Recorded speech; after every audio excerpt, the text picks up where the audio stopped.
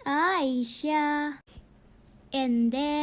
പിന്നെ ഞാൻ സാധനം വാങ്ങാൻ ബസാറിൽ നിൽക്കുമ്പോൾ നിന്റെ മോളും പുതിയാപ്ലയും.